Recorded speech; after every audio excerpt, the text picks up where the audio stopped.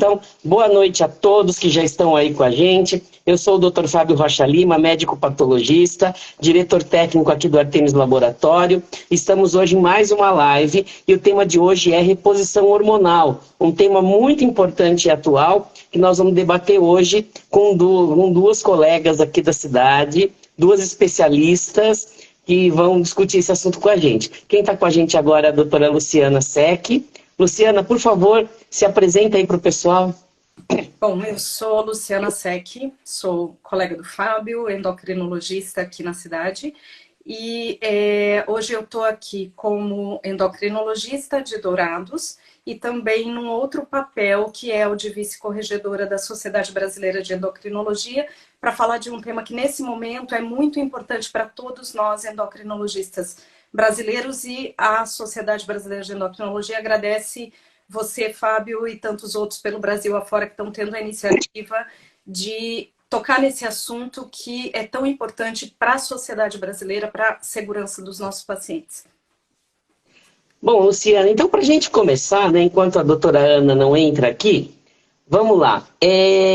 Vamos falar um pouquinho do que é o hormônio, do que é a endocrinologia, né? Do que é a sua especialidade, para o pessoal entender um pouco, né? O que é o hormônio, o que é o endocrinologista, quem é o endocrinologista, né? Para a gente fazer essa introdução aqui. Certo, então é assim, como o patologista, como o Fábio, é a pessoa que entende tudo de morfologia e alterações celulares. O endocrinologista é o especialista que entende de hormônios e alterações hormonais. Então, a doutora Ana é uma mastologista, é uma pessoa que entende tudo sobre mama e entende sobre a ação dos hormônios no sistema ginecológico, no sistema mamário. E o endocrinologista entende de hormônios de uma maneira mais global, com todas as suas ações sobre a nossa mente e sobre todas as células do nosso corpo.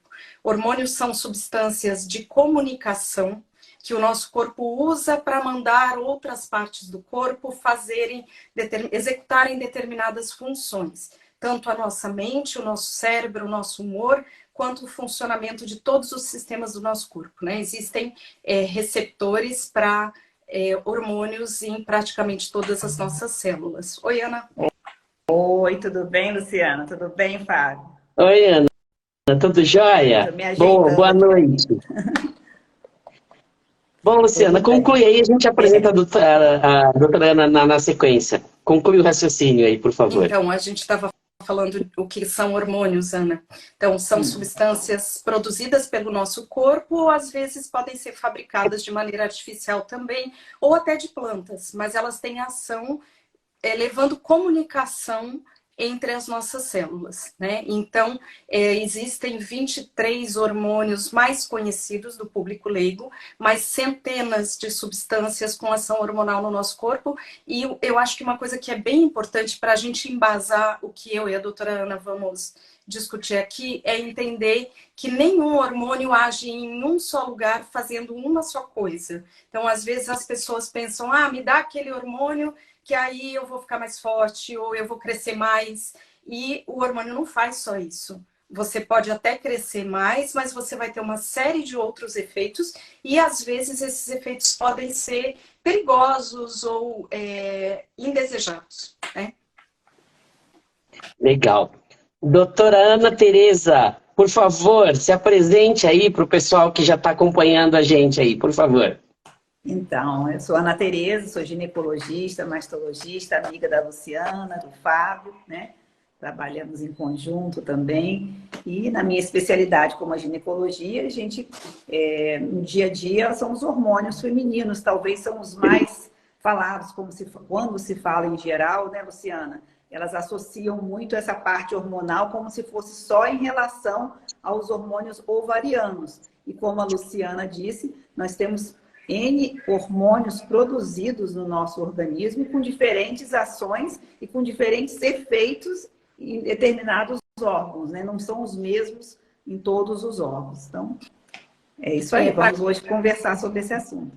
Para completar a fala da Ana, nesse sentido da pergunta do Fábio, do que são hormônios, é importante dizer também que hormônios não são remédios. Eles são substâncias que têm ação que a natureza determinou nas nossas células. Então, quando eles são usados de maneira indevida ou em quantidades indevidas, eles provocarão ações que não são exatamente as que a gente deseja. Não são remédios para emagrecer, não são remédios para crescer e remédios para tantas coisas.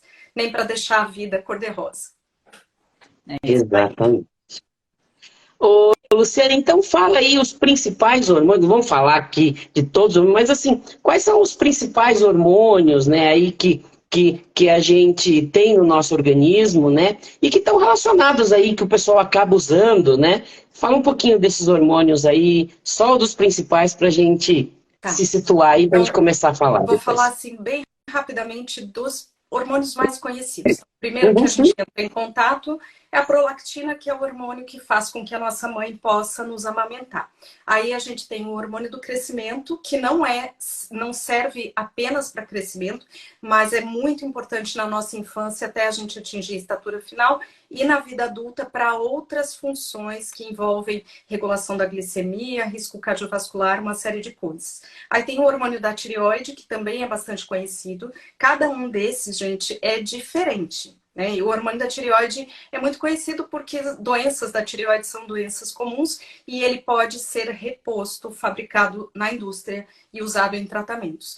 Aí existem os hormônios sexuais, como a doutora Ana disse, né? Os hormônios predominantemente femininos, mas que também estão presentes no homem, que são os estrogênios, só que em menor quantidade no homem e maior quantidade na mulher, e os hormônios predominantemente masculinos, que são os androgênios, que estão presentes em quantidades mínimas nas mulheres e grandes quantidades nos homens normais, né? Existem tantos outros hormônios com funções mais específicas, mas acho que a tua pergunta é mais ou menos para esses, né, Fábio? Exatamente, eu acho que sim. E aí, então, como nós estamos falando de reposição hormonal, né? Quando a gente se fala em reposição hormonal, a gente bate muito nos hormônios esteroides, né? Que é o que mais nós vamos conversar hoje, né? Então eu acho interessante aí, então, a participação de vocês duas já nessa pergunta, né? Do que são os hormônios esteroides e quais são eles e quais as principais funções, né?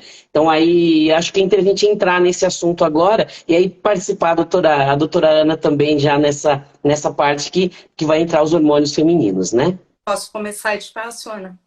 Pode. Então, os hormônios esteroides são hormônios fabricados no nosso corpo a partir de ésteres do colesterol. Então, a base desses hormônios é o colesterol. Existe um hormônio esteroide que é fundamental para a nossa sobrevivência, que é o cortisol, produzido nas nossas glândulas suprarrenais. E existem os hormônios sexuais, que também são hormônios esteroides. Então, eu acho que a doutora Ana vai falar um pouquinho sobre o uso dos hormônios esteroides na reposição hormonal da menopausa e depois a gente fala um pouquinho dos homens. Então, no das mulheres, o ovário, na infância, eles estão em silêncio, estão quietinhos, não produzem nada.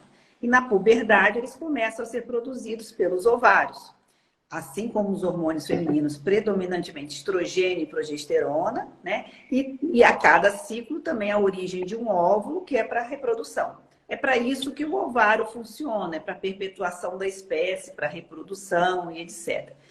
E aí passa-se uma vida inteira, desde a puberdade, essa mulher produzindo estradiol e progesterona todo mês, e em níveis, né, Luciana, diferentes a cada dia. Num ciclo, não é o mesmo nível de estrogênio e progesterona. Ele vai, depois que a mulher menstrua, que é no útero, mas os ovários é que produzem os hormônios, vão aumentando esse estradiol e progesterona, vão ter os picos, tudo tem que ser feito, organizado, certinho, num determinado momento, é o pico do meio do ciclo, que é a fase da ovulação, tudo comandado pelo hipotálamo e hipófise, é como a gente fala, né, Luciana? Tem que ser uma orquestra e o maestro está lá organizando tudo isso para que seja produzido certinho. É muito bonita como o corpo humano funciona com tanta harmonia. E depois eles caem e vem, se não acontece a gestação, vem uma nova menstruação. E ela passa uma vida inteira produzindo esses hormônios e um belo dia não um belo dia, uma determinada época da vida, uma fase da vida, eles começam a funcionar mal, não tão harmonicamente assim, jamais descompassados, claudicantes, como a gente fala, tem horas que produz, tem horas que não produz, e até falir.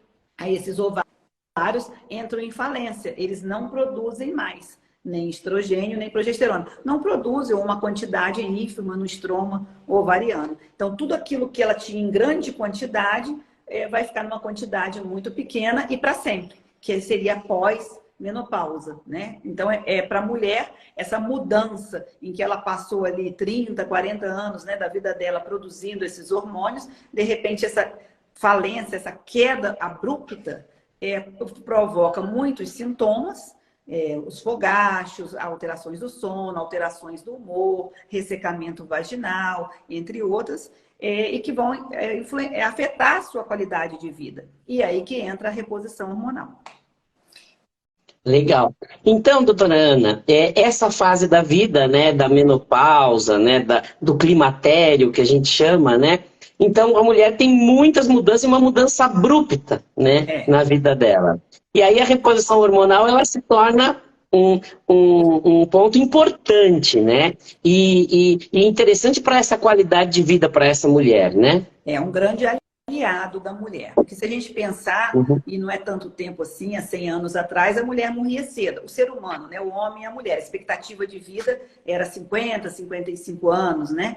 E aí veio aumentando. Então ela vai viver muito tempo da vida dela, às vezes 30 anos, nessa fase de pós-menopausa. Então ela vai vivenciar essa fase com esse hipoestrogenismo, essa queda, principalmente a do estrogênio, é o que ela vai sentir mais falta. E afetando a vida dela como um todo. E não só, Fábio, nos sintomas, como eu descrevi. Então, são as alterações menstruais, os ciclos começam a ficar irregulares, vão falhando, às vezes também com aumento até do fluxo, até cessar, e esses sintomas. Mas como também vai afetar a sua massa óssea, então as mulheres vão ser mais afetadas de osteopenia e osteoporose após a menopausa, pela falta do estradiol. Então, uma reposição previne a osteoporose e as fraturas patológicas, quer dizer, uma simples queda que pode quebrar o osso. Então, olha como é que é importante, não só para a qualidade de vida, para alívio dos sintomas, como também para prevenção de massa óssea. Também até na saúde cardiovascular, nem todos os trabalhos são unânimes, mas a mulher começa a ter mais doenças cardiovasculares, né, Luciana, após a menopausa. Então, o estrogênio seria um fator protetor, né? Então, quando entra com a reposição nessa janela de oportunidade, que é logo no início dos sintomas, não dos sintomas, da janela mesmo, começa o climatério, os benefícios da reposição hormonal, que vai ser com o quê? Estradiol e progesterona. Além dos alívios dos sintomas, pode, inclusive, fazer prevenção de doenças cardiovasculares. Quando a mulher, isso a gente depois pode falar sobre a janela de oportunidade, né? Quando ela começa muito mais tarde, aí já não vai ter benefício e pode ter, inclusive, riscos cardiovasculares. Então, a reposição é isso. Está na menopausa, é sintomática, está afetando a qualidade de vida, vai ter vantagens também para esses outros aspectos da saúde e da lubrificação vaginal, e etc. e tal. A reposição hormonal vai ser oferecida, desde que não haja contraindicações para aquela mulher, né? Legal. Então, a gente está falando isso muito, né, doutora Ana, de qualidade de vida, né, da mulher poder ter uma vida melhor, né, manter uma vida sexual, não ter os fogachos, mas também evitar algumas doenças, né? Mas não é tudo as mil maravilhas, né, doutora Ana? Então, é isso que a gente tem que discutir, né? Existem algumas contraindicações e existem riscos também, né, da reposição hormonal, principalmente se ela não for feita da forma adequada, né?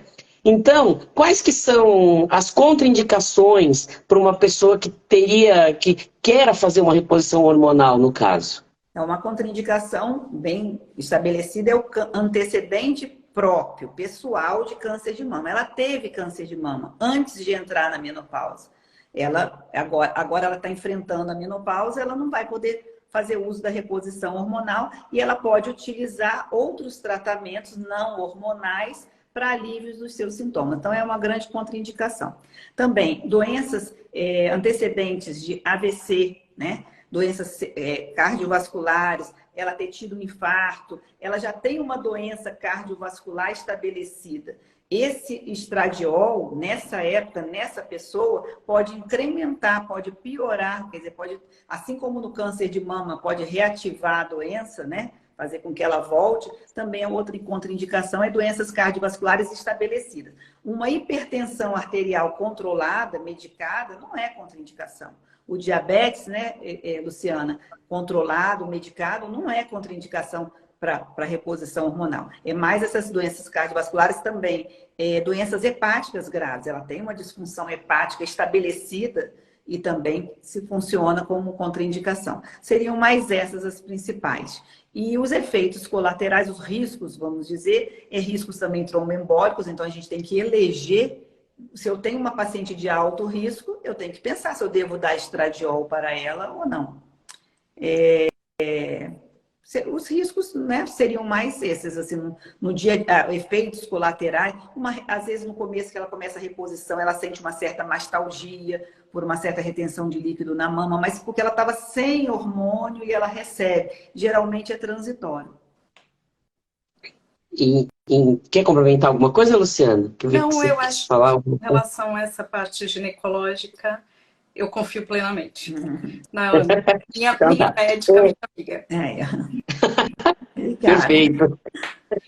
Então, né, é aí que a gente vê, né, que um tratamento, né, uma reposição hormonal que pode fazer muito bem para a mulher, né, ela também pode fazer muito mal se ela for mal utilizada, mal indicada ou feita da forma errada, né? Então, acho que esse que é o grande ponto que a gente tem que abrir para discussão. Diga, Luciana. Fábio, também é importante, perguntou o risco, né? Um dos riscos é o câncer de mama, né?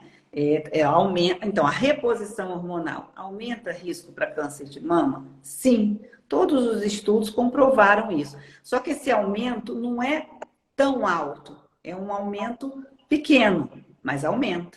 Mas obesidade também é um fator de risco para câncer de mama. Sedentarismo também é um fator de risco para câncer de mama. Então, não é que usou hormônio vai ter câncer de mama, mas aumenta o risco. E esse risco é dependente do tempo de uso, ele só começa a acontecer após 5 anos de uso, e na terapia combinada, estrogênio com progesterona. Quando se usa só o estradiol, pacientes que são esterectomizadas, tiraram o útero, esse aumento não foi observado. Mas esse risco existe, mas ele não é impeditivo de você fazer reposição hormonal. Quer dizer, os benefícios da reposição hormonal para uma mulher que está sintomática, que vai se beneficiar e que ela não é de risco, né? Ela vai se beneficiar muito em fazer essa reposição hormonal. Outra também contraindicação, mas é relativa, seria um antecedente. Você, Fábio, que é o patologista, conhece bem a hiperplasia ductal atípica da mama. Então, às vezes a paciente faz uma biópsia de mama, uma lesão suspeita, não deu câncer de mama, mas deu uma hiperplasia ductal atípica, que é considerada uma lesão de risco, é uma lesão precursora. Essa lesão foi retirada, mas ela colocou essa paciente em maior risco, ela tem uma mama proliferada. Será que ela merece botar nessa balança qual o benefício e qual o risco? É isso que a gente tem que deixar bem claro, é o benefício e o risco individual. Então, é aquela mulher, ela é climatérica, ela está nesse período do climatério, nós temos que avaliar os seus sintomas, o quanto que aquilo está impactando na sua vida, o que eu vou oferecer de benefício para ela e qual é o risco individual dela. E não generalizar. E fazer as doses corretas, né? Como você falou, é isso que é importante, é a indicação, é a individualização, o acompanhamento. Essa paciente que faz reposição hormonal, ela tem que estar sempre acompanhando a mama, o endométrio, etc. E não uma coisa que se faz de qualquer maneira. Eu acho que uma coisa que é muito importante que as pessoas fora da medicina compreendam, e até dentro da medicina em outras especialidades, é que assim, essa orquestra que a doutora Ana falou, o que a natureza faz com os nossos hormônios é tão complexo que a medicina não consegue imitar Totalmente. Então, quando a gente vai fazer uma reposição hormonal, seja de estrogênio ou de qualquer outro hormônio, de hormônio de crescimento, de hormônio da tireoide, a gente repõe, porém nunca será igual ao que a natureza faz. Isso é impossível. E essa é uma das críticas ao termo hormônios bioidênticos. Não existem hormônios bioidênticos. Para serem bioidênticos, eles teriam que ser produzidos no nosso próprio corpo, cada um no seu lugar. Por exemplo, insulina. Nós temos insulinas hoje produzidas pela indústria, idênticas à nossa insulina natural.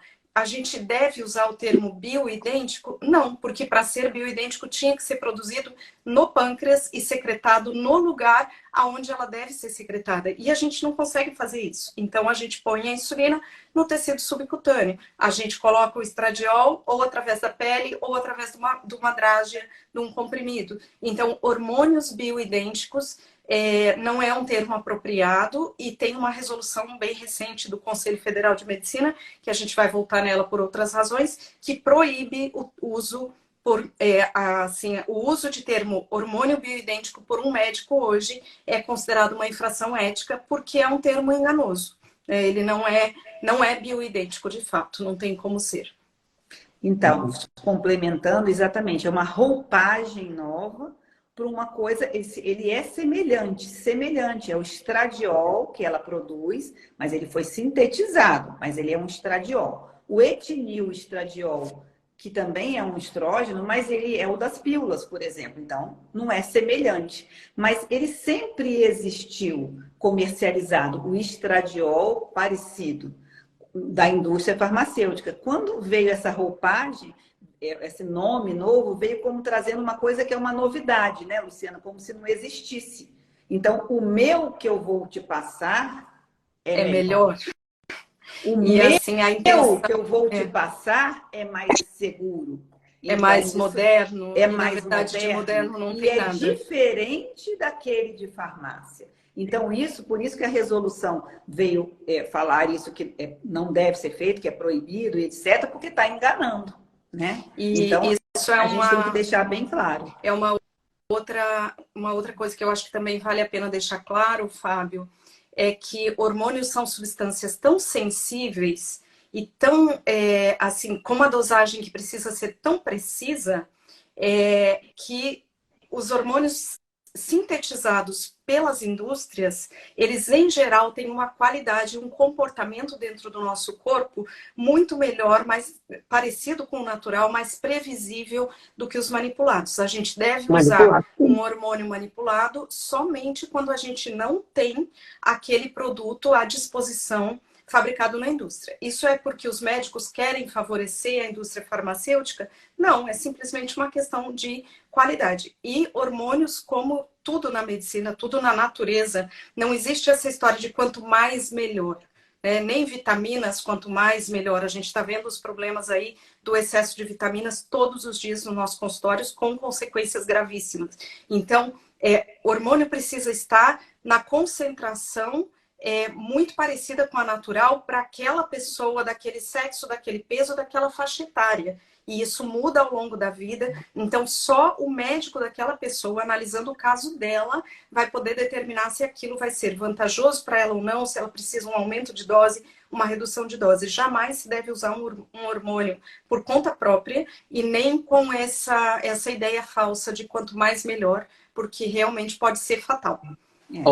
Porque acha que se não manipulado vai fazer uma quantidade maior ou uma quantidade que queira, né? E aquela quantidade tem que ser a quantidade que foi estudada, a biodisponibilidade daquele medicamento e até mesmo a questão da bula, né? Por que os medicamentos vêm com bula? Porque a paciente pode ler, lá vai estar escrito contraindicação quem teve câncer de mama, vai estar falando dos riscos, que aumenta risco para câncer de mama. Isso não vem assim no antibiótico, não vem assim no antifúngico, no quimioterápico, por que não com hormônio?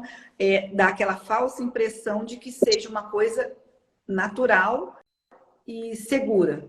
E não é, é o mesmo. Só um comentário aqui, ó. Aqui está se identificando como Dicas Prof. Sami aqui. Ela falando, ó, sou farmacêutica e a favor das terapias das indústrias farmacêuticas, nesse caso, assinando embaixo uma farmacêutica concordando aí com o que nós estamos falando, então é uma coisa interessante aqui também. Tá? Só um comentário, dizer que nós estamos com uma audiência enorme, estão mais de 60 pessoas aqui ao vivo com a gente.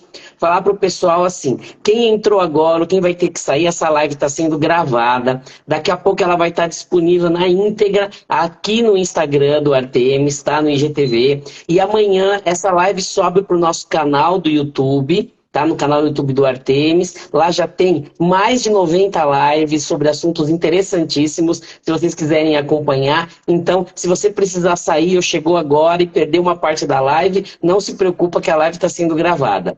E está aberto aí o nosso chat. Quem tiver dúvida, pergunta, façam as perguntas, porque o tema é importante, é interessante, e são as perguntas que vão direcionar a gente para conseguir ter uma live mais interessante, e com o debate com vocês sempre engrandece a nossa live.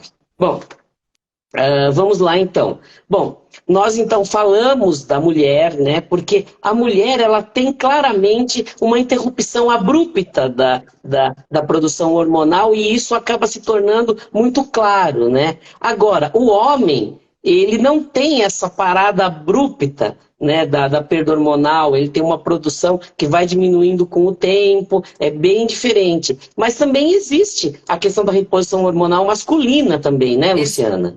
Existe, mas é muito diferente da reposição hormonal feminina. A reposição hormonal da menopausa, a feminina, ela vem sendo estudada há décadas, né? Então, muito já se aprendeu. A reposição hormonal masculina, ela é diferente, porque a menopausa é um evento que vai acontecer com todas as mulheres. Algumas mulheres, que não são a maioria, vão passar muito tranquilas e sem sintomas e sem queixas pela menopausa. A grande maioria vai sentir que alguma coisa está diferente, e algumas realmente vão ter sintomas muito significativos com prejuízo de atividades comuns. E no homem não. Então, com o envelhecimento, durante toda a vida do homem existe uma produção de testosterona que vai variando, né? Então, na puberdade existe, no recém-nascido, ela é mais alta, por incrível que pareça, ela cai rapidamente, fica bem baixa durante a infância, e na puberdade ela sobe muito para desenvolver os caracteres sexuais secundários e depois estabiliza durante quase toda a vida adulta e começa a cair muito lentamente com o envelhecimento. Isso é um problema, como é assim um marco para a maioria das mulheres? Não é.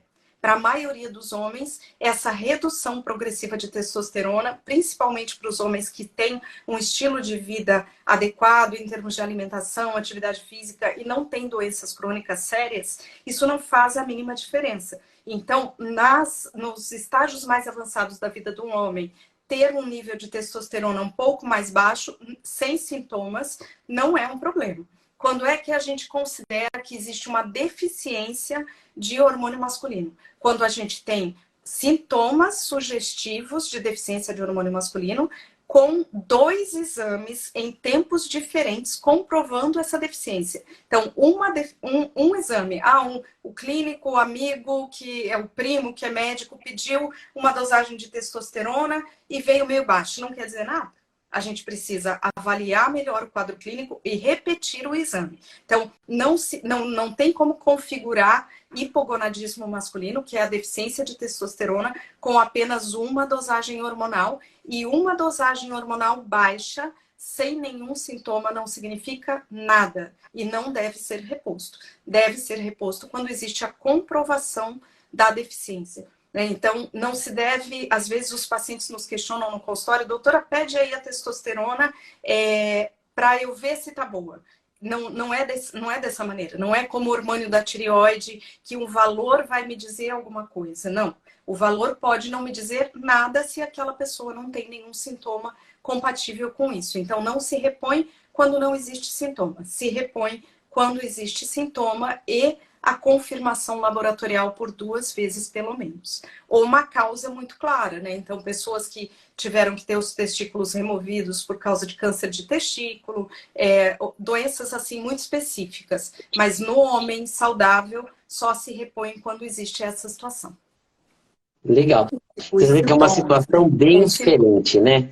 Com sintomas. E na mulher também, a testosterona, os ensaios, os níveis de laboratório não foram feitos, né, Luciana, adequadamente para saber qual a testosterona correta para a mulher, porque ela sempre foi relativamente baixa. Ao contrário, a gente pedia e pede frente às pacientes que a gente está desconfiando de um hiperandrogenismo. De um São as excesso. pacientes, um excesso, que elas estão com ciclos irregulares, isso não tem nada, ela não está tomando nada, não. Ela manifesta isso.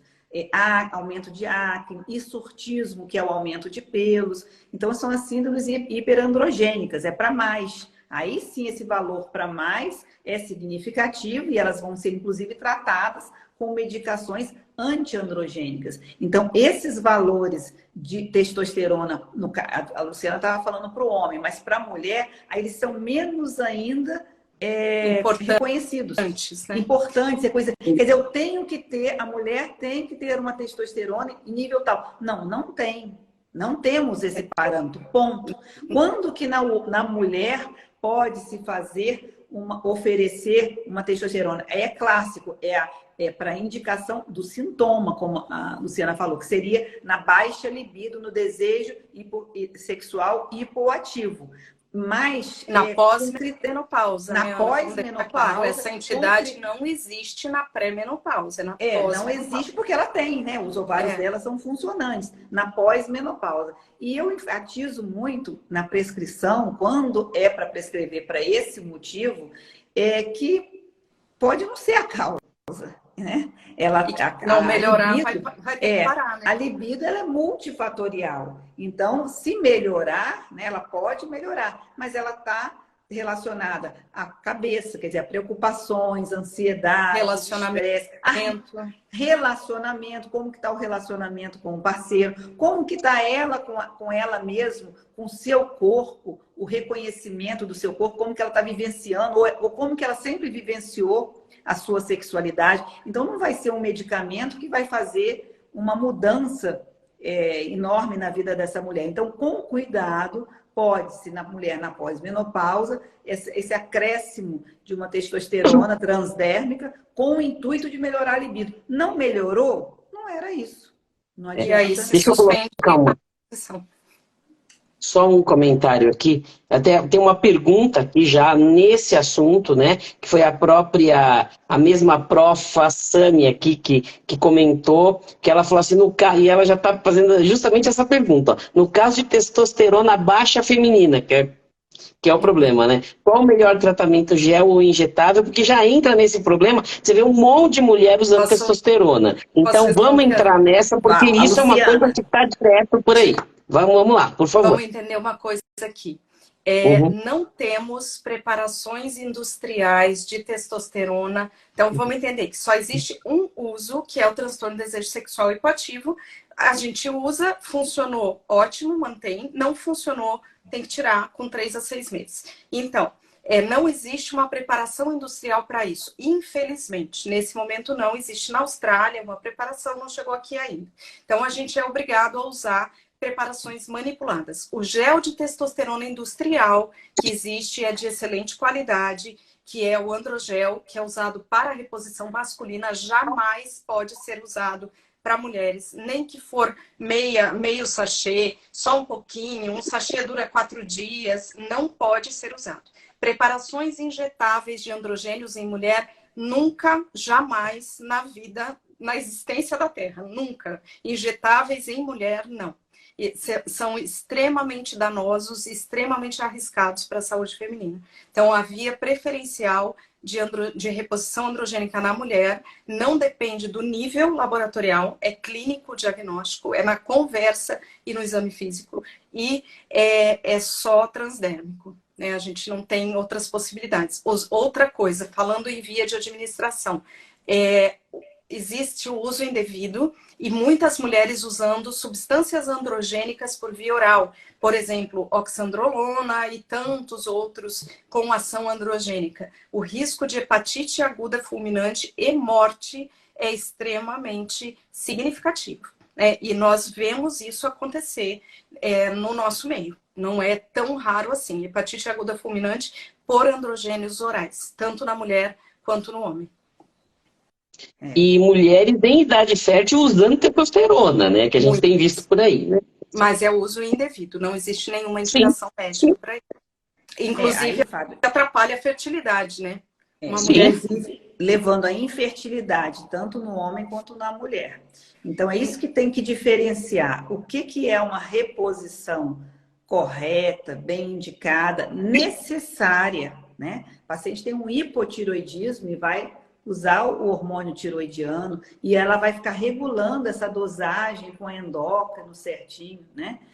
Na época da menopausa, a falência ovariana, então oferecer estrogênio e progesterona para essa mulher, também acompanhando a mama, acompanhando o endométrio, as doses certas. Isso é uma coisa correta, científica, aceitável. Agora, o uso, e mesmo essa correta, aceitável, tem seus riscos, não é, Luciana? O hormônio Exatamente. tiroidiano, se usar errado, os riscos de arritmia, tudo tem seus riscos, mas você sabe quais são os riscos. Você está acompanhando, você que eu estou falando, o profissional está acompanhando, está orientando aquela mulher, como na reposição hormonal do climatério, ela não está fazendo sozinha, ela está fazendo com o seu ginecologista, que está acompanhando os seus benefícios individuais, seus riscos individuais, seus exames. Agora, o uso indevido, normal, vamos dizer, por fins, por finalidades, né, estéticas, como a gente está. Aí não. Aproveitando assim, seguindo a linha de fala da Ana, né? Então, eu faço uma reposição de hormônio tireoidiano, de hormônio de crescimento, uma reposição hormonal da menopausa. Com acompanhamento, os riscos são minimizados, mas eles não são nulos, Isso. tá? Reposição hormonal é quando tem falta do hormônio. Falta natural, como é o caso da falência ovariana, que é a menopausa, que é um fenômeno natural e todas as mulheres viverem o suficiente vão passar, ou falência tireoidiana precoce, isso aí é falta do hormônio. Agora, quando a gente dá um hormônio para uma pessoa que não tem deficiência, isso não é tratamento, gente. Isso é uma má prática médica que aumenta extremamente o risco de efeitos trágicos e danosos para a pessoa e para a sociedade. Aí as pessoas vão perguntar, né, Fábio? Como assim para a sociedade? Se sou eu que estou usando, o problema é meu. Na verdade, não é muito bem assim. Posso entrar nessa linha? Então, Claro. o que acontece? Temos visto todas as semanas, os endocrinopediatras têm visto praticamente todos os dias nos seus consultórios, crianças muito pequenas, bebês, crianças de 1 ano, 2 anos de idade, com desenvolvimento de caracteres sexuais. Então, surgimento de pelos, acne, odor do suor, em crianças muito pequenas. E isso são crianças de pai e mãe, ou pai ou mãe, que estão fazendo uso indevido de hormônios androgênicos pela pele, né? Então, em forma de gel. Existe transmissão pele a pele dos pais para a criança. Então, dorme junto, pega no colo, coloca em cima da coxa quando está de short, e aquela criança vai receber doses. A gente tem visto crianças de 2 anos com níveis hormonais de hormônio masculino em nível de um homem adulto jovem, o que é, assim, extremamente danoso e com certeza deixa sequelas para toda a vida dessa criança, né? Então, isso aí não é reposição hormonal, isso aí é um uso indevido. E outras consequências sociais, gente, o aumento da violência contra a mulher. Então, os homens e as mulheres também, que usam androgênios de forma indevida, eles têm 9 vezes mais risco de cometer uma agressão e parar na cadeia, de cometer feminicídio, de acidentes de trânsito, agressões no trânsito. Então, é um problema, se tornou, infelizmente, um problema social gravíssimo, né? Um parênteses aqui, Fábio.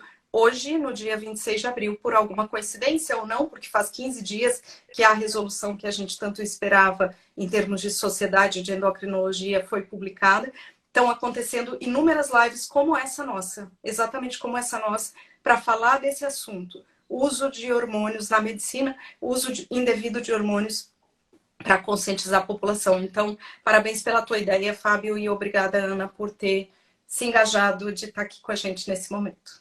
Bem importante. Muito importante, Fábio. Bem Ó, importante mesmo, bem a, pontual. a Letícia, nossa colega endócrino-pediatra, acabou de comentar aqui que toda semana ela está pegando crianças com essas alterações aí, tá? Então, assinando embaixo aí essa questão. A nossa colega também, a Viviane Ansi, pediu para vocês comentarem um pouco sobre implantes hormonais.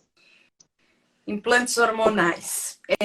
O É, chamado chip da beleza, que de beleza não tem nada. Ele é exatamente. Está em extremamente moda falar desse chip da frágil. beleza.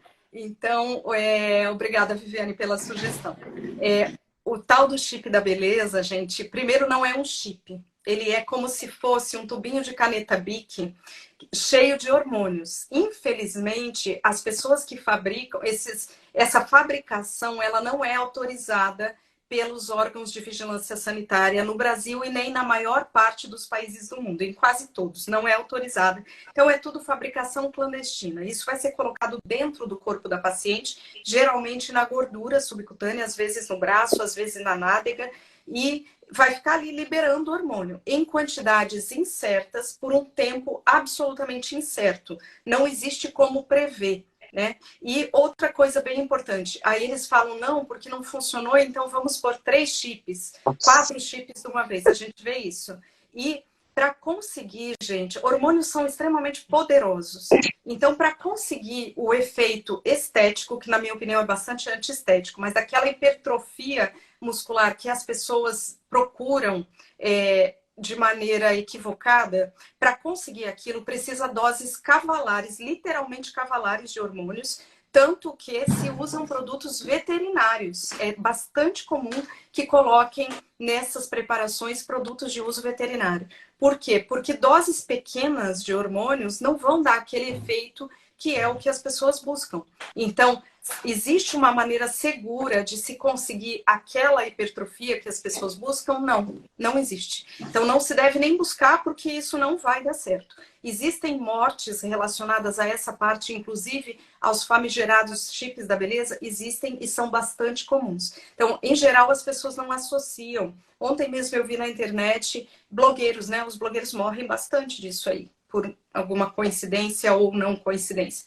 Mas havia uma notícia que um blogueiro tinha morrido e, obviamente, para a gente que trabalha com isso, foi a ação de hormônios androgênicos, não em reposição, mas em o que eles chamam de tratamento. Não é um tratamento hormonal, gente. É uma infração ao Código de Ética e é um crime às leis de vigilância sanitária brasileiras. Ponto. É isso que é. Não, isso não é tratamento. Infelizmente, isso resulta em prejuízos. A doutora Ana falou sobre a fertilidade. A alteração de fertilidade feminina, ela em geral é reversível. Masculina, não. É imprevisível. Alguns homens jamais vão recuperar a fertilidade. Então, as clínicas de fertilidade estão vendo os casais acorrerem a esse tipo de recurso desesperadamente, sem conseguir uma gestação, porque a pessoa usou indevidamente androgênios e ficou com uma infertilidade definitiva. A partir de quantos ciclos desse tipo de conduta se pode ter infertilidade definitiva? 2 ciclos, gente. 2 ciclos. Então, é uma coisa assim absolutamente imprevisível. Ah, mas comigo não vai acontecer. Não dá para saber. Não dá para saber. É um alerta muito importante, né, Fábio? Isso que é tudo que a Luciana está falando. E assim, o implante, que é como se fosse o palitinho, né?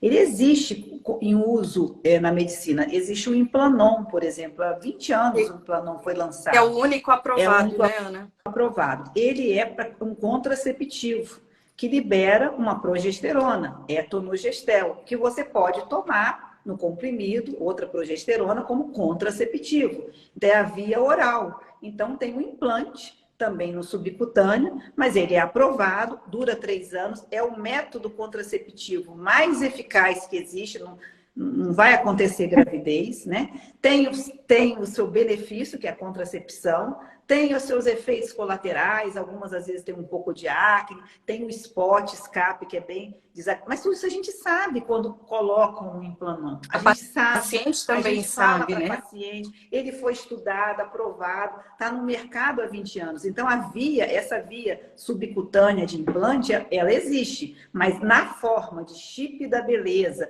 ou para uso de hormônios para se ganhar massa muscular, efeitos estéticos, isso não existe aprovação para isso. Existe, Luciana, eu também acho que já faz mais de 20 anos, teve um implantezinho de estradiol.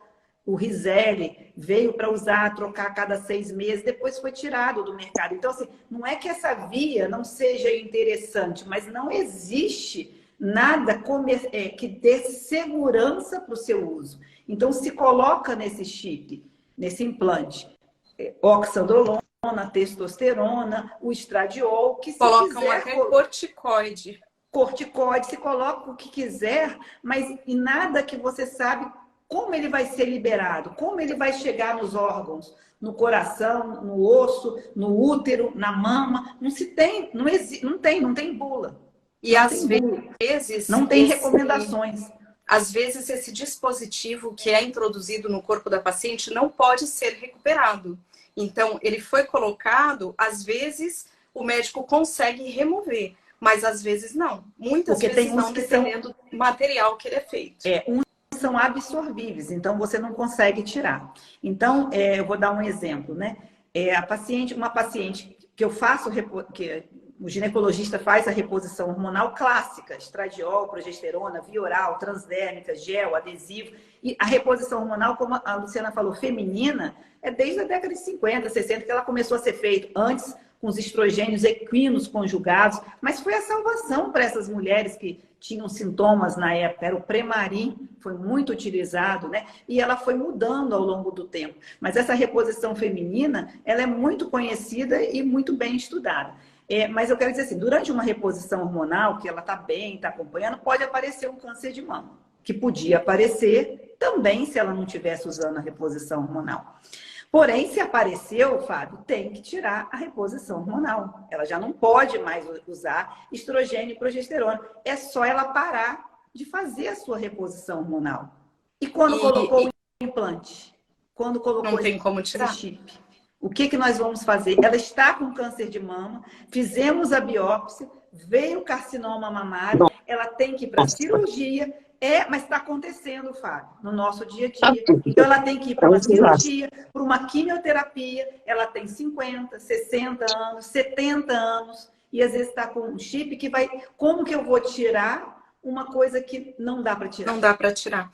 E tem uma outra coisa muito importante aqui nisso que a doutora Ana falou.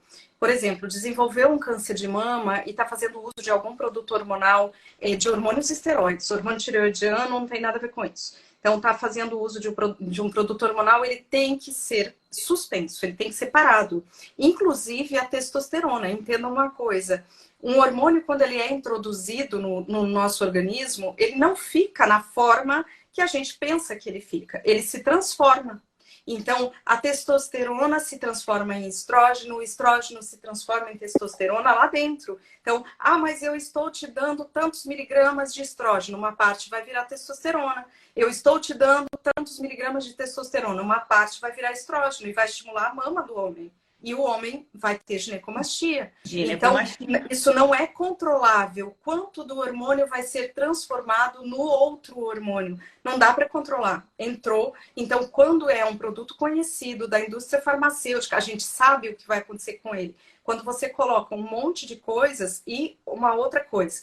Primeiro, vamos deixar claro, o chip da beleza hoje é uma infração ética e é um ilícito às leis, então é algo contra a lei brasileira, as normas da Anvisa. Além disso, o uso, assim,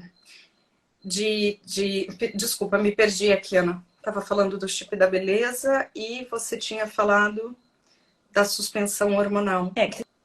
Que a gente... não é que é fácil, assim, a gente pede para suspender. Né? Sim, mas sim. E com chip isso aí fica, não tem como, você vai tirar e ele pode durar mais 6 meses. E ela tem que tratar. E não só mama, também o carcinoma de endométrio, que também outro risco quando a gente faz a reposição, hormônios, né? A gente fica controlando o endométrio, porque pode haver uma hiperplasia de endométrio, isso na reposição clássica também. E um câncer de endométrio. Quando você adiciona progesterona, geralmente você não tem câncer você vai proteger esse endométrio. Mas se acontecer um câncer de endométrio, você tem que suspender a reposição hormonal. Se ela está na vigência de um implante, não tem como eu remover esse implante. Como a gente está falando, Fábio, do que é proibido e permitido, eu gostaria de falar um pouquinho sobre essa resolução que andou rolando pela internet, que foi publicada 15 dias atrás, no dia 11 de abril. Então, foi uma resolução do Conselho Federal de Medicina. Todos os médicos são obrigados a seguir essa resolução. Aqueles que insistem em não seguir, eles são advertidos, depois eles sofrem uma penalidade, depois eles sofrem uma suspensão e eles podem perder o registro profissional e ficar impedidos de exercer a medicina, certo? Então, os bons médicos que exercem a medicina de forma ética, eles não transgridem as resoluções do Conselho, certo? Então, o que essa resolução diz? Que não se pode prescrever hormônios para pessoas que não têm deficiência, exceto casos muito específicos que são do especialista, como a transição de gênero, no caso de pessoas trans, né? Então, não tem deficiência, não é para prescrever. Não se pode prescrever hormônios androgênicos com finalidade de aumento de massa magra, redução de gordura corporal, até porque não é tratamento para obesidade e, na verdade, aumenta peso, não reduz peso e aumenta risco cardiovascular. Não se pode prescrever para melhora de performance nos esportes, nenhum tipo de esporte, nem o fisiculturismo, nem o fisiculturismo. Isso é um crime pela Comitê Olímpico Internacional em competições oficiais, tanto o médico quanto o paciente estão sujeitos a sanções. E sabe o que mais que não pode? Não pode fazer cursinho na internet, fazer anúncios na internet falando das vantagens desse tipo de conduta, até porque os riscos são infinitamente superiores às vantagens. Ah, mas doutora, não tem vantagem? É claro que existe uma mudança da constituição corporal, às custas do risco de infarto, de doenças psiquiátricas graves, de infertilidade, de violência, de feminicídio, de suicídio, aumenta brutalmente o risco de suicídio, de cânceres os mais variados e agressivos, linfomas, leucemias, câncer de fígado, câncer de pâncreas, vários tipos de câncer, fora os ginecológicos, né, Ana, por conversão hormonal. Então, é muito sério isso, né? E existe uma lei. Então, quem faz isso, quem propaga isso na internet está infringindo deliberadamente a lei. Então, são pessoas que geralmente, hoje a doutora Ana fez um story ali muito simples e muito importante. Eu repliquei isso também. Como saber quem é realmente um especialista qualificado. Ela pôs ali assim, o exemplo do nome dela, mas você pode colocar o nome de qualquer um de nós lá. Então, tá lá escrito, você vai colocar meu nome lá no Conselho Federal de Medicina, portal CFM Busca de Médicos. Põe lá o meu nome. Então, tá escrito lá, endocrinologista, RQE número tal. RQE é registro de qualificação do especialista. Se eu disser por aí que eu sou oftalmologista, mas não tiver um RQE em oftalmologia, eu sou uma pessoa que está fazendo uma coisa muito errada, porque eu estou mentindo sobre uma qualificação que eu não tenho. Então, existem muitas pessoas envolvidas com a prescrição indevida de hormônios que dizem que são nutrólogos, dizem que são médicos do esporte, e, na verdade, quando você põe o nome da pessoa ali no conselho, não são nada de nada. Vem escrito, geralmente, ou uma especialidade que não tem nada a ver com a história, ou, na maioria das vezes, médicos sem especialidade registrada, o que significa que esse médico não é especialista em área nenhuma da medicina. Ele é um generalista que começou a fazer coisas que não se deve fazer em desfavor da saúde pública. Pode falar. Isso é muito importante, né? Eu até dar uma contribuiçãozinha aí pequena como patologista, mas assim, a gente estuda no dia a dia as nossas células e a gente vê com o avanço da biologia molecular, da imunistoquímica e de vários estudos o quanto que as nossas células têm receptores que a gente nem imagina que elas têm. Tá? E a cada dia nós estamos descobrindo novos receptores. E os hormônios se ligam nesses receptores celulares, tá? Que cada célula tem. É chave e fechadura, né? O hormônio, as células se comunicam através de substâncias químicas e as principais substâncias químicas são os hormônios. E a gente não conhece nem a metade dos receptores que as células têm. Nós estamos descobrindo hoje. Então, assim, a quantidade de alteração que qualquer substância química que haja nesses receptores celulares pode fazer no organismo é uma coisa, assim, que a gente ainda não conhece. Então, além dos problemas que a gente já conhece, a gente pode estar brincando, entre aspas, né? Mexendo com coisas que a gente nem sabe o que vai causar um dia, né? Então, eu acho que... É bem importante também, Fábio, no sentido assim, a gente tem recebido no consultório da endocrinologia, quando acontece um óbito de uma pessoa conhecida, né, uma morte que não era para acontecer por essa razão, as pessoas ficam muito assustadas e correm para o consultório do endocrinologista e dizem para a gente assim, doutor, eu estou usando isso, porque doutor fulano me passou, porque eu comprei do traficante não sei aonde, e aí eu estou usando. E a senhora tem que fazer alguma coisa e tem que neutralizar todos esses efeitos. Isso não é possível. Então, não é possível, como não é possível, às vezes, retirar o famigerado chip da beleza, também não é possível neutralizar todas as consequências do uso indevido de hormônios. Então, algumas a própria natureza vai resolver, outras nem a natureza vai resolver, e a gente vai ter que carregar isso para o resto da vida. E provavelmente ter uma redução de expectativa de vida. Alguns comentários aqui, algumas perguntas para a gente responder rapidinho aqui. Fertilidade é reversível? Quando a mulher usou a testosterona, ficou infértil, é reversível? Pode ou não? Pode ser. E pode não pode ser. Ou não ser. Tá, essa é uma coisa. Um comentário aqui que eu achei interessantíssimo, que quem colocou aqui foi o Ademir Baena, que é fonoaudiólogo, vocês devem conhecê-lo, já fez live comigo aqui, né? E é um comentário assim interessante, que ele fala assim, das mudanças nas vozes de homens e de mulheres usando hormônio. E ele falou que às vezes fica irreversível. Muda a voz, engrossa a voz, e ele não consegue resolver isso. Então você vê aí um outro profissional também também trazendo um problema que ele encontra no dia a dia dele aí, também relacionando, talvez, uma outra coisa também relacionada ao uso dos hormônios. A queda de cabelos também, em geral, aquele cabelo que cai em 100% das pessoas que abusam, fazem uso abusivo de hormônios androgênicos, e o cabelo que caiu por essa razão, ele não volta a nascer. Então, isso é irreversível. Outro efeito colateral que ocorre em 100% das pessoas é a acne, e 90% das pessoas alterações psiquiátricas, as mais variadas, desde agitação, ansiedade, depressão, risco de suicídio, agressividade, tantos outros quadros, né? Então, é o que eu gostaria, assim, que a reflexão que eu faço, e acho que eu vejo, a Luciana vê muito no dia a dia, né? E às vezes algumas pessoas falam, a gente fica brava, é que assim, todos os dias chegam pessoas que não estão usando nada disso. E tem doenças. Ou estão passando por um período da vida, como o climatério, ou então elas estão diabéticas, né? O pâncreas dela não funciona, a tireoide dela não funciona. Quer dizer, a vida não é fácil, gente. A vida é difícil. E a gente tem que tratá-las. E quando a gente trata, nós vamos saber, eu estou repetindo isso para a gente chegar lá um no outro. A gente vai saber os riscos daquele tratamento que nós estamos oferecendo, como a Luciana falou, nunca aquele hormônio tiroidiano comprado na farmácia vai ser igual aquele hormônio tiroidiano produzido naquela orquestra pela tireoide, o FSH, LH da hipófise, o estradiol e progesterona. Então, no dia a dia, a gente já tem que lidar com tudo isso, e o que fica entristecendo é você... Então, a paciente que chega assim, naturalmente, que ela tem queda de cabelo, que ela tem acne, que ela tem irregularidade menstrual, que ela está com dificuldade para engravidar, que ela está no climatério, mas tudo aquilo foi um acontecimento natural, quer dizer, aconteceu na vida dela, infelizmente.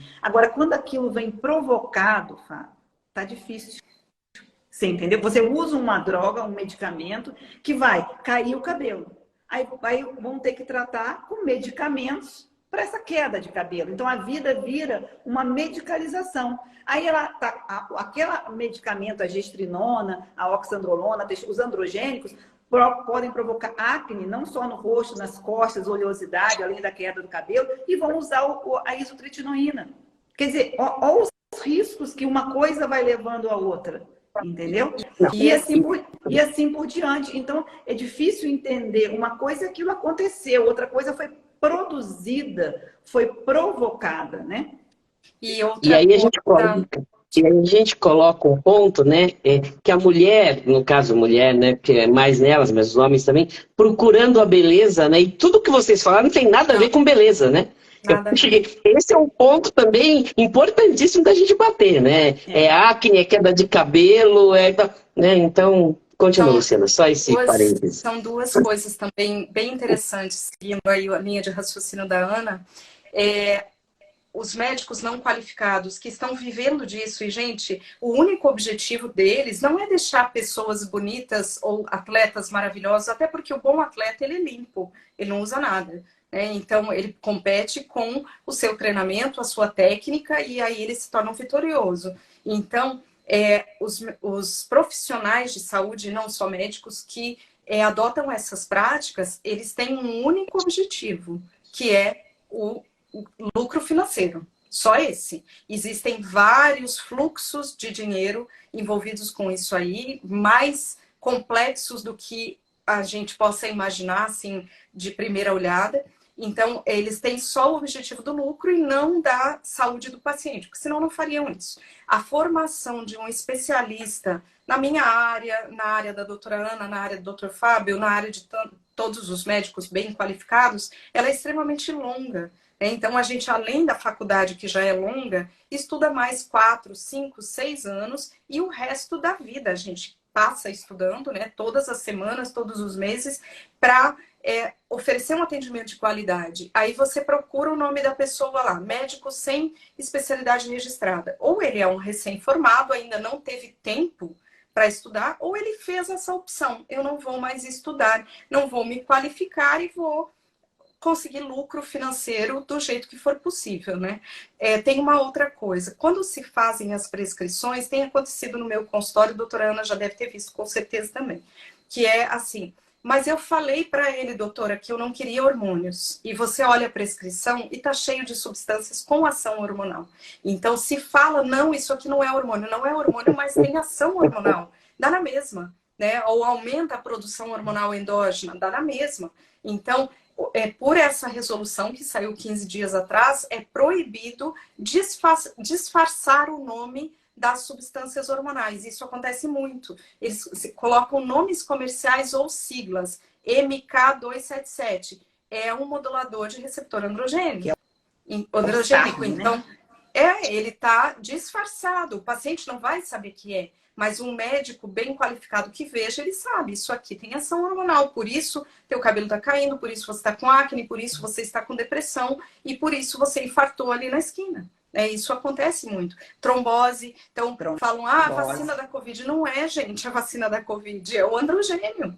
Né? Então, é muito mais frequente, infelizmente, a própria Covid e o uso indiscriminado de androgênios. E temos visto, Fábio, não sei se Letícia ainda está aí, mas ela há de concordar comigo, crianças sendo anabolizadas.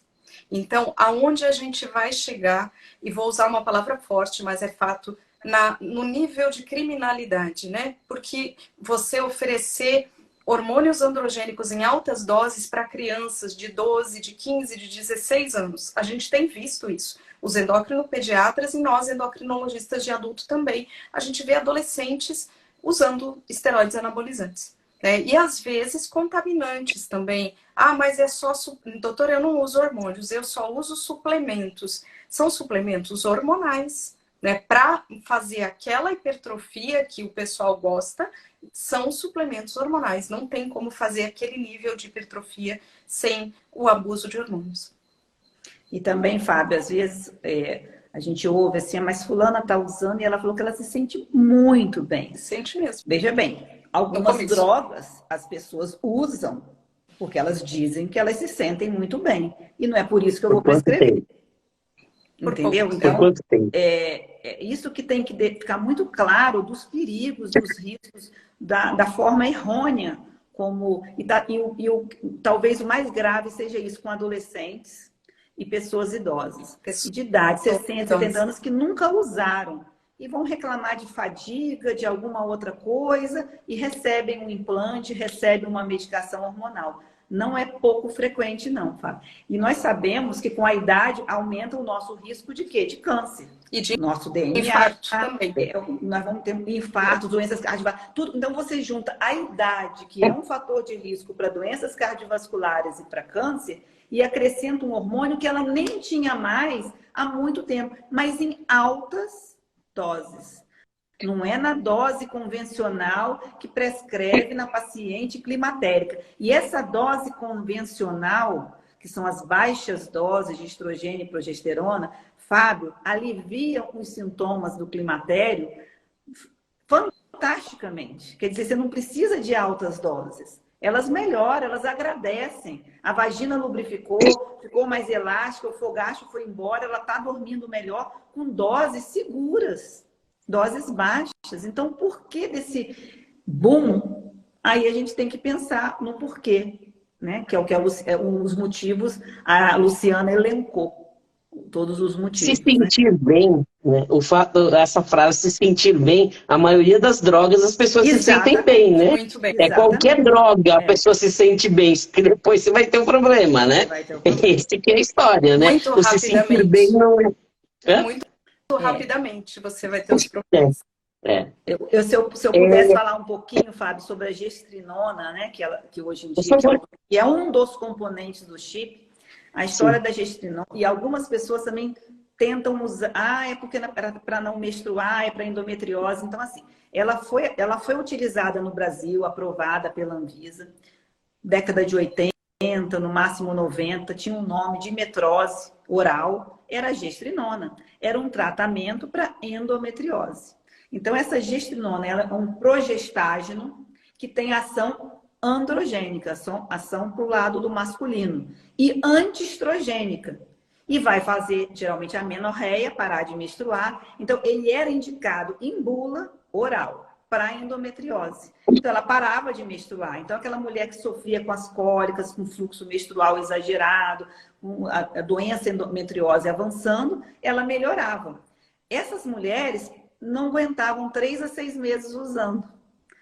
Apesar delas melhorarem a endometriose, elas tinham acne, retenção de líquido, que é o inchaço, ganhavam peso, oleosidade, queda de cabelo. Elas não aguentavam os efeitos colaterais do medicamento. Eu não estou falando todas, mas aqueles efeitos estavam na bula. E nós sabíamos, e nós orientávamos. Então, tinha um benefício de tratar a endometriose, mas não os riscos, os efeitos colaterais ruins. Esse medicamento não está sendo comercializado há muito tempo. Agora, gestrinona e implante, não se tem isso aprovado, como a Luciana falou. Não é aprovado pela Anvisa. Não tem a comercialização, não tem a bula, não tem a liberação para isso ser usado no implante. E aí ela começou a ser usada, porque como ela tem esse efeito androgênico, ela pode ter esse aumento da massa muscular, essa melhor performance física, mas vai dar a oleosidade, a menorreia, pode levar a infertilidade, oleosidade, queda de cabelo e etc. Então, e parece que é como se fosse uma novidade, né, Luciana? E é uma droga existente extremamente antiga. Extremamente antiga. Nós que procuramos fazer uma medicina mais ética em favor do paciente, muitas vezes somos taxados de antiquados, porque ela ainda não usa gestrinona. A gestrinona era usada em 1980. Então, eu me formei em 89, já tinha esse tratamento para endometriose. Então, e como os tratamentos para endometriose melhoraram com outros tipos de progestágenos que não têm essa ação androgênica e levam à menorreia, né? Ou os DIUs de liberação de progesterona, que também levam à menorreia, ajudam a tratar, as cirurgias. Então, a endometriose foi ganhando novas modalidades terapêuticas sem precisar dessa daí que tinha esses efeitos colaterais muito indesejados. Uhum. A gente recebe muitas pessoas, Fábio, com os efeitos colaterais, obviamente, porque quando começam a aparecer todos os efeitos da ação hormonal no corpo inteiro, que não era o que a pessoa imaginava, elas vêm para os nossos consultórios. E aí elas ficam surpresas quando a gente, muitas vezes, às vezes sabem, mas muitas vezes não sabem que aquilo era proibido, que aquelas substâncias não estão aprovadas para uso no Brasil e perguntam para a gente assim, mas doutora, então por que que eles prescrevem? Por que que eles passam? Porque tem perguntas que não são fáceis de responder, né? Porque decidem fazer e se submetem aos riscos de, inclusive, punição e tudo. E por que que falam muito assim? Por que que o conselho não faz nada? Por que a sociedade de ginecologia não faz nada? Nós tentamos fazer, né? A Sociedade de Ginecologia e Obstetrícia, a Sociedade Climatéria, a Sociedade de Endocrinologia, tentamos informar as pessoas para que aumente a segurança. A punição depende de denúncia, né? Então, nós não temos como fazer nada sem denúncia. Então, existem canais de denúncia nas sociedades, as denúncias podem, inclusive, ser anônimas, né? E aí, aqueles casos são apurados. Houve vários casos, o Dr. Bumbum é um caso famoso, que estava no noticiário, foi através das sociedades médicas e denúncias às sociedades médicas que se chegou a ele. E dá bastante trabalho, porque a legislação brasileira, infelizmente, demora um pouco para conseguir conter tudo isso aí, né? Agora, é preciso que as pessoas entendam que pode haver prejuízos a ponto de ter prejuízos definitivos ou até a morte de si mesmas, de pessoas queridas. E assim, uma coisa que a gente, como endocrinologista, tem muito claro, esse tipo de uso não vale a pena. Realmente não vale a pena.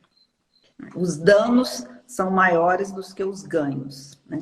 Extremamente. E só colocar um último ponto aqui, que foi até um comentário aqui, que foi lá no começo, a gente não tocou no assunto, que a gente falou de um monte de coisa estética, mas um ponto específico que ela colocou aqui, que ela falou assim, ó, foi a Lidiane Azambuja que fez esse comentário. Eu fiz tratamento para emagrecer com hormônios e não me fez bem, tá? Então, essa questão do emagrecimento, porque você vê que muita gente vai atrás disso para emagrecer. Eu acho que é legal tocar nesse assunto um pouquinho aí, desses riscos, porque fazem uma misturada de coisa ali e dá para a pessoa emagrecer e... A misturada é ainda pior.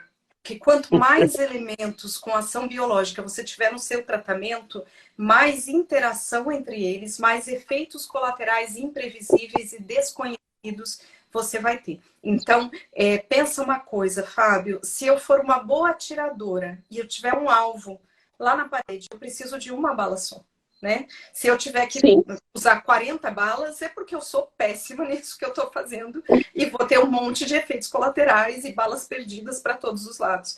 Então, é mais ou menos assim, que grosseiramente dá para a gente pensar. Então, o campo da obesidade, infelizmente, como a obesidade é uma doença crônica, grave, que traz outras doenças e que tem um impacto tremendo assim na qualidade de vida, na autoestima e uma série de questões, inúmeras questões mais, as pessoas têm um certo desespero e acabam caindo na busca pela solução fácil. Infelizmente, a obesidade não tem uma solução fácil. Se tivesse, o problema da obesidade no mundo já estaria resolvido, né? Então, muitas pessoas conseguem melhorar, sim, a sua obesidade, mas não é com esse tipo de tratamento. Quando a gente emagrece com, vamos dizer assim, violentando a própria natureza, então com tratamentos extremos, com doses elevadas de múltiplos componentes ou com hormônios que não, de fato, não são feitos para isso, né? Tem outra função. Quando a gente emagrece dessa maneira, a gente vai recuperar o peso perdido e geralmente um pouco mais, porque o organismo não aceita bem aquilo e liga mecanismos poupadores de gordura. E a gente começa a recuperar o peso perdido bem rapidamente. Então, vai estar magro em junho e vai estar obeso de novo em dezembro, geralmente um pouco mais do que o ponto de partida. E, infelizmente, efeito sanfona. E, infelizmente, existem profissionais inadequados vendendo ilusões. O tratamento da obesidade ele precisa ser respeitoso, precisa ser sério e precisa reduzir riscos e não aumentar, porque a obesidade por si só já é uma doença que traz muitos riscos. Então, e também, Luciana, que tem hoje, né, tem evoluído esses tratamentos, quando bem indicados, bem realizados, tanto farmacológicos individualizados, quanto não farmacológicos. Hoje a gente sabe muito mais como a gente deve fazer modificações de estilo de vida para favorecer a melhora da obesidade, né? E a indústria farmacêutica, tivemos ontem a chegada de mais uma opção terapêutica honesta nas farmácias brasileiras, inclusive aqui de Dourados, né, de um outro medicamento para gente novo. Não é novo, gente, é bem, bem antigo. Só não estava no Brasil, mas é bem antigo. Então, essa aura que o Fábio citou de novidade, muito novidade, o santo desconfia, né, Ana? Que é aquilo que parece muito novidadeiro, muito moderno, muito revolucionário. Espera, geralmente não é bem assim, né? Ou tem aí uma ilusão, ou tem aí um marketing enganoso, ou não é tão novidade assim, ou não é tão maravilhoso assim. E em termos de mesmo produtos, né, que não são desenhados para obesidade, que podem ter uma pequena utilidade no tratamento da obesidade, ou em alguns pacientes uma grande utilidade, em outros pacientes um grande prejuízo, eles são... a má utilização traz prejuízo para quem precisa deles, né? A gente tem falta de medicamentos antidiabéticos na farmácia porque as pessoas estão usando com um fim que não vale e com uma expectativa de efeito que é irreal. Ah, doutora, mas o meu vizinho perdeu 17 quilos. Não foi com isso, gente. Ele fez dieta, ele mudou o estilo de vida, ele tomou só um cafezinho em 18 horas do dia. Então, é assim, ele perdeu os 17 quilos. Não foi pelo efeito do remédio. A indústria gostaria muito de ter um remédio com todo esse efeito, mas não existe. Ó, um comentário aqui, ó, foi até o Pablo, que trabalha comigo, que é biomédico, ele falou assim, ó, doutoras, vejo no laboratório a cada dia mais mulheres em idade fértil com hormônios muito alterados, e isso está aparecendo cada vez mais. Então, é um dado alerta, aí. Né? E é uma realidade, não temos como fugir, porque é isso que nós temos visto e que tem entristecido, sim, né? Bastante. É isso aí. Bom, pessoal, acho que nós falamos todos os assuntos que foram questionados aqui, que foram perguntados, né? E já, olha, quase 1h30 de live aqui. Passou rápido o tempo, quer dizer que a live foi muito produtiva, muito legal. Estamos com 70 pessoas ao vivo agora, tá? 8h30 da noite, tá? Então, quer dizer, foi uma live que realmente atraiu muita atenção do pessoal, um monte de gente falando para a gente tocar nesse assunto novamente, tá?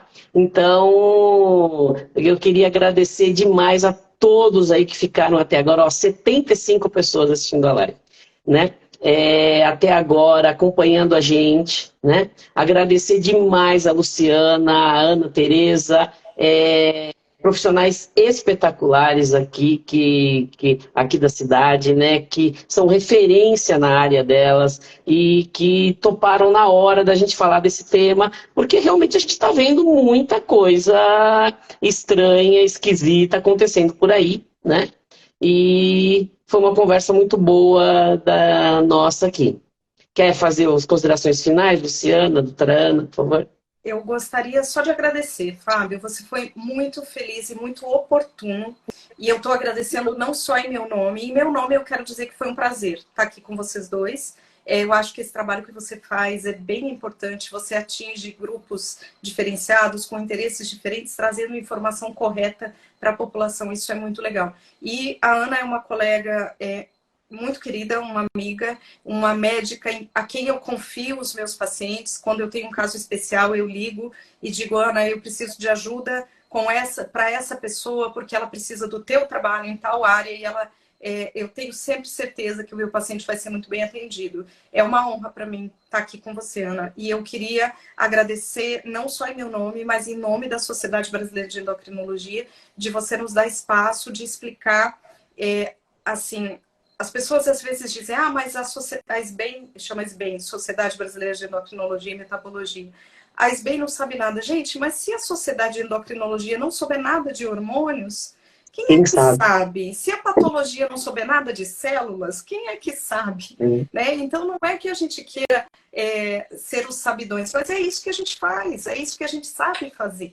É para isso que a gente foi treinado. Então, a nossa sociedade estabelece, junto com os órgãos reguladores oficiais, Conselho Federal de Medicina, Anvisa e a Justiça Brasileira, determinadas normas. E é decente, e é bonito quando a medicina é exercida dentro disso aí, né? Vira uma orquestra com uma música bonita e não as desafinações que a gente tem visto no consultório, infelizmente. Como diz a Ana, nos entristece, mas momentos como esse aqui nos deixam felizes. Esse é o meu. Eu também agradeço muito a oportunidade, parabenizo o Fábio por ter tido essa ideia, essa iniciativa, nos reunir aqui, poder estar junto de vocês. A Luciana também, nós trabalhamos juntas há tanto tempo, né? E essa troca, porque não é fácil medicina, não é? Eu não sei, eu não acho fácil. Eu estudo, discuto e as coisas aparecem e a gente tem que se esforçar pelo melhor, sempre pelo melhor. Então, se a gente se a gente se doa, né? E mesmo assim fazendo tudo, tentando fazer o melhor e o mais certo, a gente vê os desfechos também, que às vezes não era o que a gente queria. Então, quando a gente vê incrementar coisas que só podem provocar desfechos ruins, né?